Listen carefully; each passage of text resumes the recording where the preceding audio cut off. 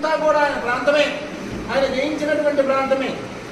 అయినప్పటికీ ఎక్కడైతే దండయాత్ర చేశాడో ఆ రాజ్యాన్ని స్వాధీనం చేసుకున్న తర్వాత అక్కడ ఏవైతే జీర్ణోద్ధరణకు నోచుకోనటువంటి శిథిలావస్థలో ఉన్న ఆలయాలు ఉన్నాయో వాటిని గుర్తించి వాటిని జీర్ణోద్ధరణ చేయించాడు.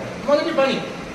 దానికి అవసరమైనటువంటి మాన్యాన్ని సిద్ధం చేశాడు. పూజాధికాలకి ఇబ్బంది లేకుండా అన్ని ఏర్పాట్లు చేశాడు. రెండవది ఏమిటి అంటే ఆ ప్రాంతంలో ఉండేటువంటి రైతులకి నీటి వసతి, ఎక్కడ నీరు వచ్చి నిలబడుతుందో చూసి అక్కడ ఓ పెద్ద చెరువు లాంటివి ఏర్పాటు చేశారు.